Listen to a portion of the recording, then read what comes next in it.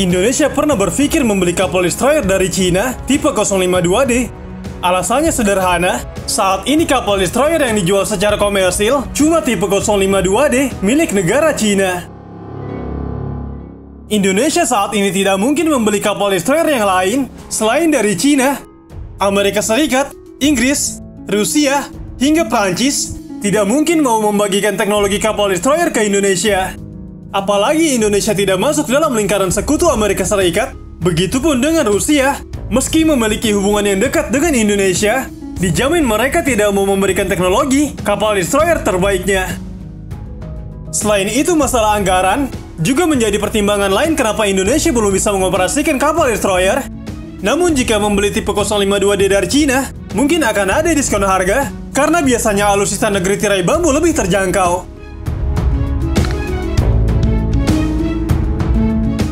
Untuk menjaga kedaulatan laut Indonesia yang luas, serta ditengahi oleh beberapa negara besar, Indonesia sangat membutuhkan kapal destroyer. Peneliti pertahanan dari Royal United Service Institute for Defense and Security Studies, Dr. Sidrat Kausal, yang diwawancarai Naval Teknologi pada beberapa waktu yang lalu, mengatakan ada perbedaan tupoksi signifikan antara kapal destroyer dengan kapal frigate. Destroyer jelas lebih kuat digunakan dalam pertempuran karena mampu membawa sensor dan senjata yang lebih banyak dibandingkan frigate.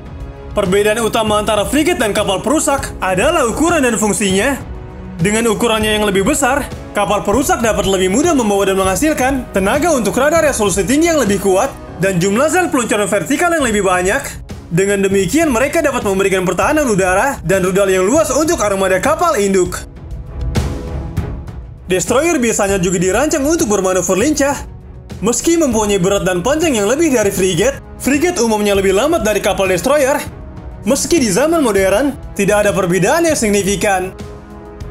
Salah satu kapal frigate yang lebih cepat adalah kelas Sivarik Angkatan Laut India yang disebut-sebut dapat melaju hingga 32 knot atau 59 km per jam dengan kecepatan maksimal. Sementara yang lain berkisar antara 26 sampai 30 knot atau 48 sampai dengan 55 km per jam.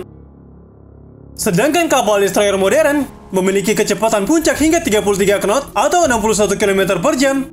Sedangkan kapal destroyer tercepat yang pernah tercatat adalah kelas Le Terrible milik Angkatan Laut Prancis yang mencapai 45,1 knot atau 83,5 km per jam. Kemudian perbedaan paling mencolok ialah biaya operasional. Harga destroyer sekelas tipe 052D dengan persenjataan komplit memiliki harga senilai hampir 800 juta dolar Amerika Serikat atau sekitar 12 triliun rupiah.